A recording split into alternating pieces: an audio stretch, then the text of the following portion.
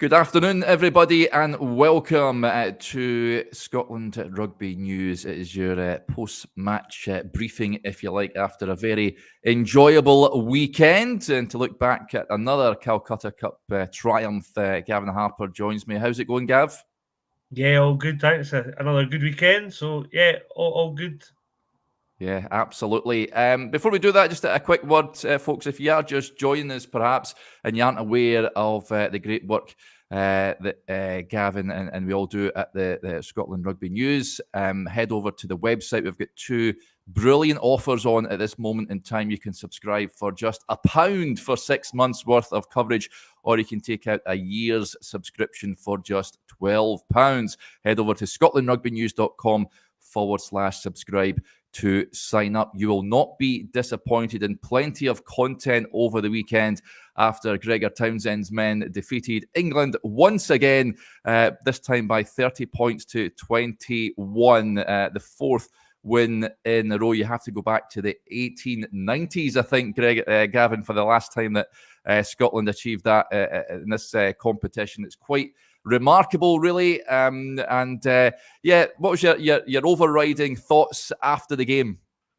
Yeah, it was. It was a good, terrific win. And I just think it's a funny one because some Scotland fans will never have seen it so good against England. And yeah, I mean, it was after 10 or 15 minutes, it looked ropey at best. The result was very much in doubt, and yeah, Big Doohan came to the rescue with his 3 tries. So yeah, I mean, it was great. It was great to see Murrayfield, full, and it was a great atmosphere.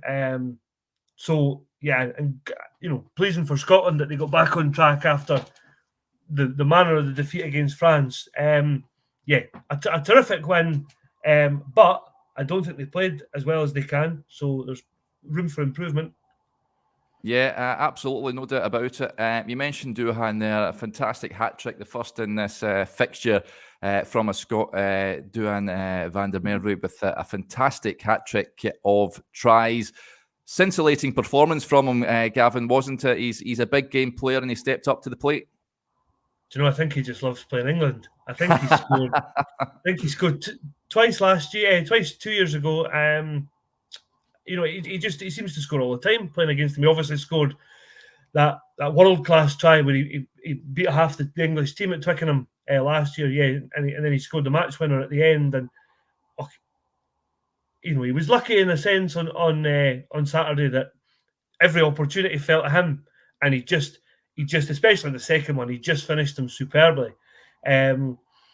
Did cause a wee bit of panic. He was a wee bit nearer the touchline than I think Gregor Townsend, any Scotland fan would have liked as he tore away. But yeah, I mean, he's a big guy. He's a big game player, and yeah, I mean, he's going to break Stuart Hogg's try scoring record. So it's just a matter of time now, I think. And he might even do it in Italy the next couple of weeks' time. Yeah, it was magnificent. There's no doubt about it. So well done, Doohan. Fantastic performance from him. There were others, of course, as well. It was a proper team performance. But like you said, Gavin, the start wasn't. It took them a wee while to get into the game, didn't they? Were you surprised by England at any way, shape, or form?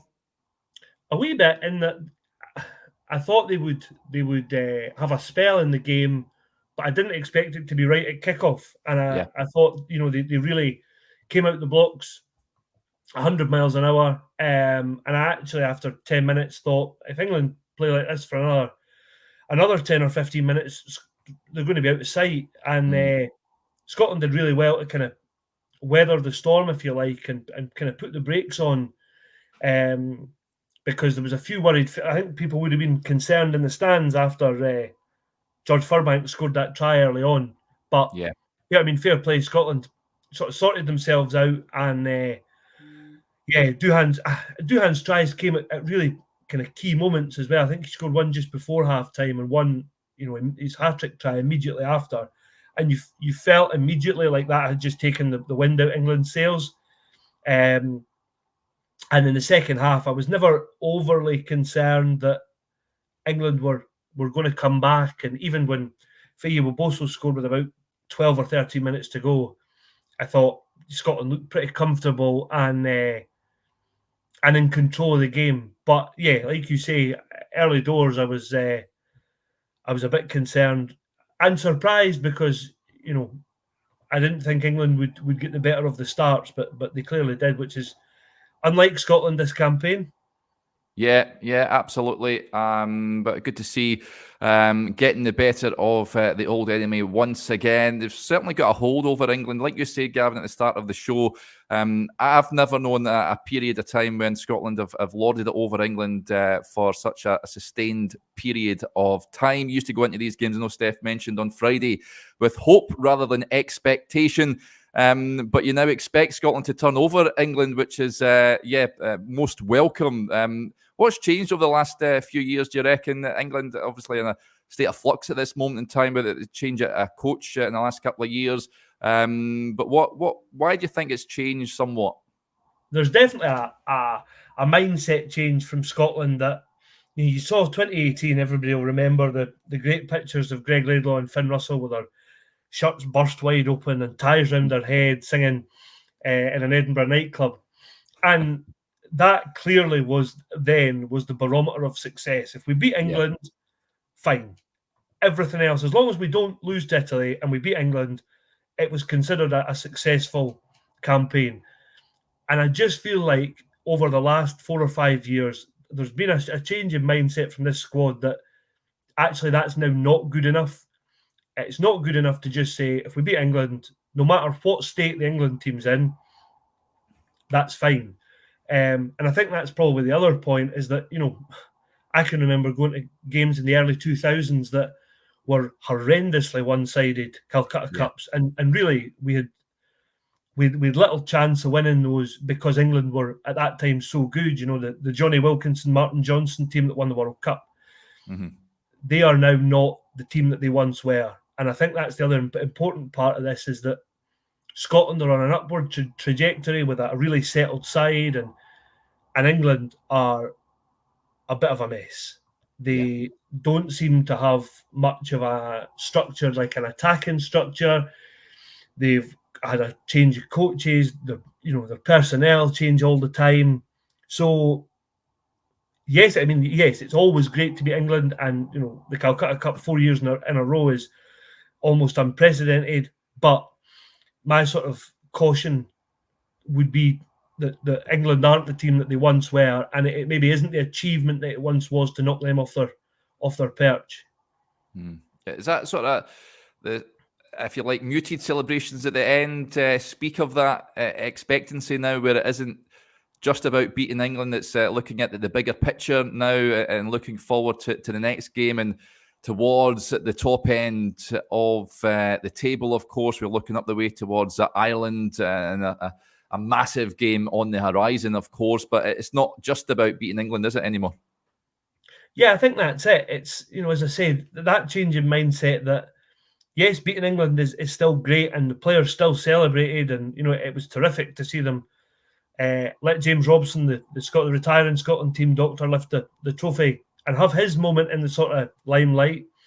But they felt, speaking to some of the players after the game, very much like, okay, that's the next part of the job is done. Now let's enjoy for a couple of days, and then let's think about, they can ill afford to underestimate Italy and slip up in Rome. But as you say, there's a huge game on the horizon. No matter what happens, they'll have a triple crown to play for in Dublin on Super Saturday. And if they win in Italy, and I think the way results have fallen, Scotland are now relying on England to do them a favour in the next round of games. But they're going into the last day with something to play for, which is almost unheard of in Six Nations. From a Scottish point of view, I can remember times when all we were concerned about on the last day was, will we avoid the wooden spoon? So it makes a nice change. Yeah, it certainly does. Just touching on that, of course, Ireland heading to Twickenham to play England next on the 9th of March. And of course, we're hoping that England can do a turn against the Irish. I wouldn't hold much hope for that. But I've seen a lot of people talking about the bonus point, Gavin, and how that might go and against Scotland when the two sides meet in the final game. What's your overriding view on that? It would be a shame if Ireland were to go on and get that bonus point against England, wouldn't it? Heading into, if Scotland do the business, of course, against Italy. But yeah, what's your overriding view of it? Yeah, I think there's two sides to it. I mean, you can only control from a Scottish point of view what Scotland have done. Yeah. And I think they'll be kicking themselves that they let a bonus point slip from 27-0 up in Wales. So, they should have had 4 tries and a bonus point well wrapped up. And, I wrote a piece after the game saying that Scotland, basically, it's well done, Scotland. You took all the points when they were on offer. And it just kept that gap on Saturday between them and England. And that was clearly something that they had learned from the France game. But there's an argument that the last penalty, Finn Russell should have gone to the corner. And because if Scotland had scored a 4th try, it maybe would have been a different situation. So now it's almost out of Scotland's hands. And yeah, we're now relying on England, who, for 60 minutes on Saturday were pretty hard to watch. Doing us a turn and beating the Irish, which, yeah, as you say, I wouldn't hold out a huge amount of hope. But I think regardless of the situation on the last day, because of the Triple Crown element, Scotland haven't won a Triple Crown since 1990 in the Grand Slam year, that there will be something to play for in Dublin, and that has to be a significant step. And I think if you look at the trajectory of, no matter what sport it is, Pep Guardiola's Man City or World Cup winning All Black teams, they all go through stages of success when they win one trophy and maybe fall down in another competition. That if Scotland can get their hands on a Triple Crown, if they can win in Dublin, that has to be seen as a resounding success, because our record there's pretty poor. Yeah. Well, we've seen a victory in Cardiff for the first time in a long time. Let's hope that Scotland can do the business over in Dublin when that game comes around on the 16th of March. There's a question coming in. I know we're talking predominantly about Scotland, but Grant with the point here, just on England, Gavin, he says, crazy to say it, but England need a new coach already. Lucky in the World Cup and can't compete in the Six Nations. Would you agree with that? I mean, it's an interesting point, and I certainly have heard arguments for that to be the case. I mean, if you look at some of the criticism Gregor Townsend got after, particularly the World Cup in Japan, I would personally say that Scotland would have breezed through England. Scotland would have been in the same position that England were in at the World Cup had the draw worked in our favour. Yes, England were lucky. I mean, they played okay in a couple of games. They scraped through another couple. They were lucky to be on that side of the draw. And yeah, this Six Nations has been a struggle. Will it take time for Steve Borthwick to find his feet? Or is he a man that's just wildly out his depth? He was a great club coach at Leicester. He had good success there. I think they'll give him time, but I don't know that he'll get as much time as he maybe needs to make a success of it. I think England might be in the hunt for a new coach before the end of the year, results depending. Yeah, they're a team in disarray. There's no doubt about it. They should be doing better than what they are. But let's move on to nice touch as well. Of course, we know Dr. James Robson is retiring soon, Gavin, lifting the trophy once again, which was fantastic to see. 30 years as team doctor. Loved that image of him lifting, holding it aloft at the Calcutta Cup, which was a nice touch. Yeah, great. And do you know, I actually posted on X or Twitter or whatever we call it these days yesterday. I genuinely don't think there's anybody in rugby who would be as acclaimed around the world as James Robson. He's been on, I think he's been on 6 Lions tours. He's been involved with Scotland for 3 decades. He's looked after thousands, literally thousands of players. He's saved more than one person's life. He's just, an incredible character. Everybody speaks so highly of him. And I thought it actually spoke to the value of the backroom staff. Yes, it's the 15, 23, however many players happen to be on the pitch that do the job, but they only get there by the work of the medics, the doctors, the S&C staff, and they clearly have a really close relationship with him.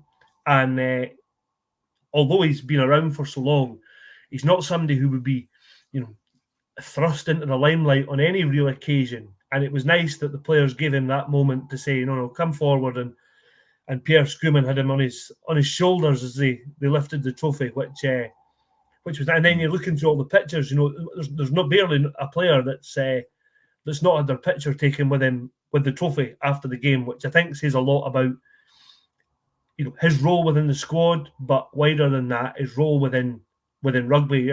Watching the TV coverage, John Barclay, Sam Warburton, who would have been on one of the Lions tours with him, spoke so highly that he's just a great guy, and I think that showed that on Saturday, that they kind of put him in that position.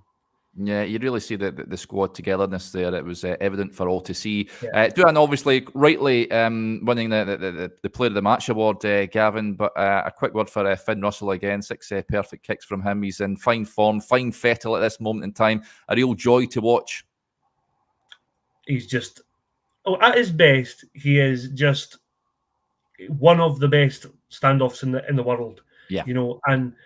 And England put him under pressure on Saturday. And actually, interestingly, we've got a piece on the site this morning from our statsman, Kevin Miller, that said Finn only passed the ball 10 times throughout the whole game, which I think is really interesting because you think of everything going through him, but actually on Saturday, others kind of stepped into that role.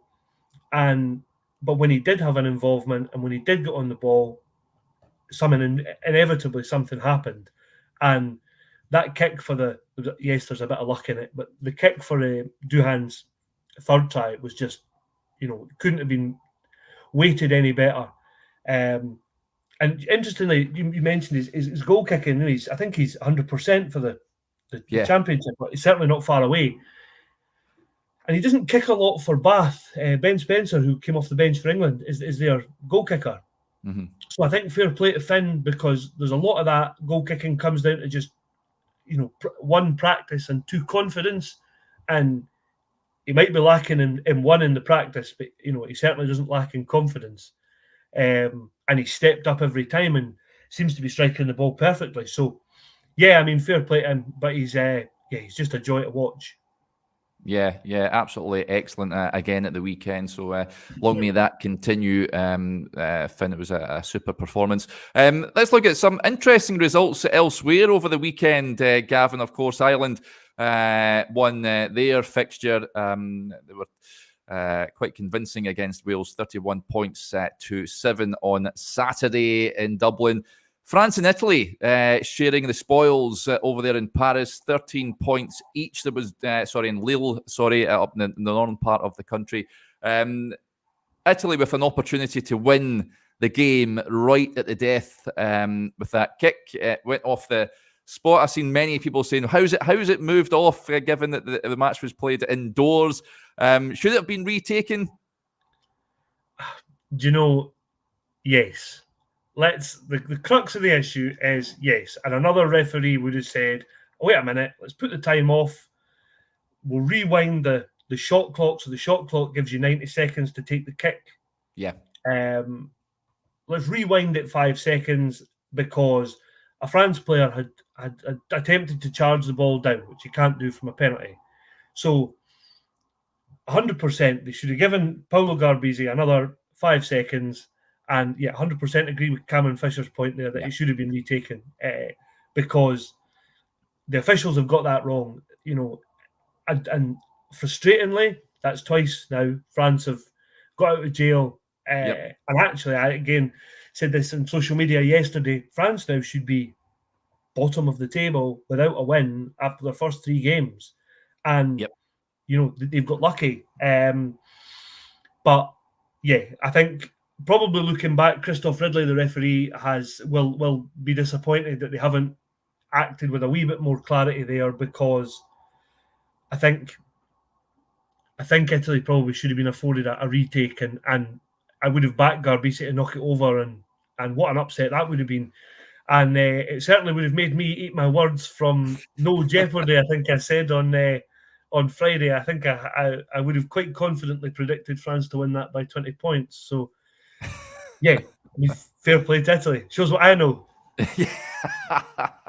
Thing is, with France, you don't know what sort of French side you're going to get. How many times have we said that? But I felt for the Italians at the weekend, first chance of winning against France in their own country. So, they can consider themselves hard done by, I think, with that shenanigans at the end. I touched on Ireland, Gavin, of course, making light work of the match against the Welsh. Can anyone stop them? Scotland only side, of course.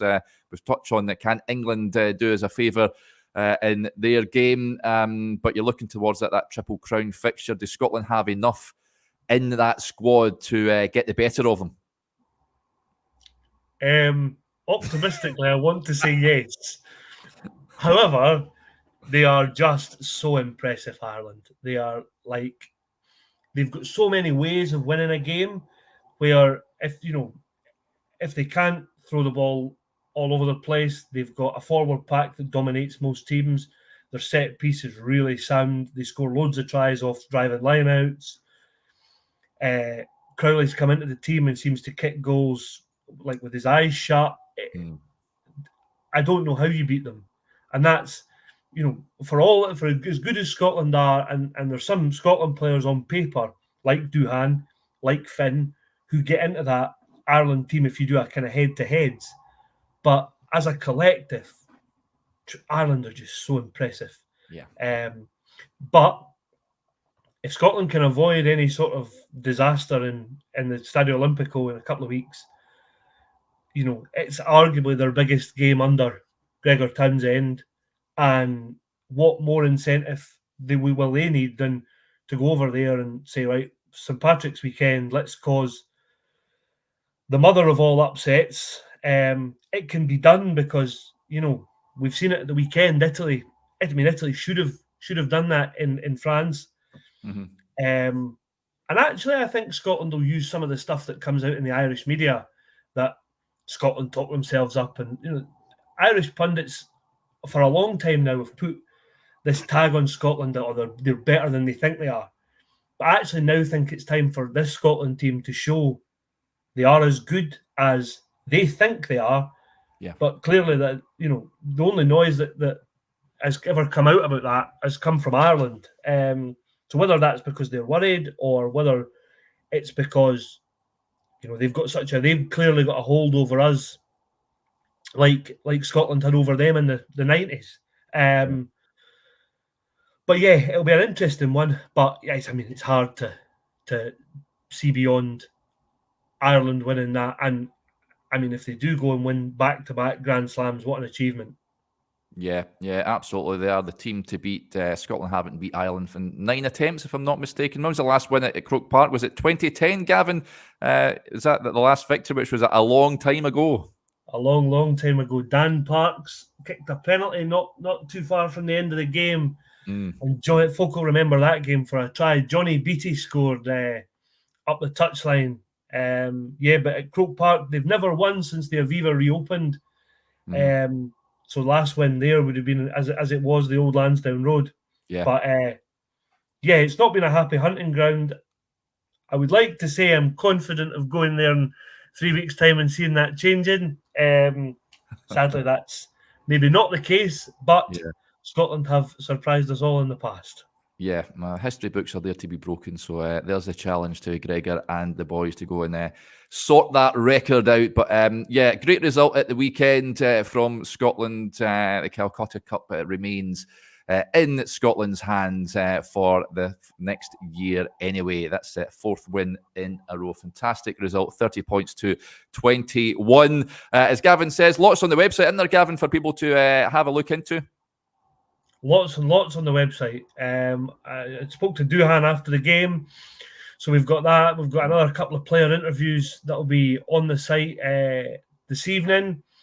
Plenty of reaction from Gregor Townsend, Rory Darge, and as I mentioned earlier, we've got a terrific piece of analysis of all the numbers connected with Scotland, England from Kevin Miller, and yeah, we'll have a lot more throughout the week. Obviously, a week off from Six Nations, but Edinburgh and Glasgow both in action this weekend, so we'll be looking ahead to their games, and plenty for folk to get stuck into for, as you said earlier, just £1 for the first 6 months of their subscription.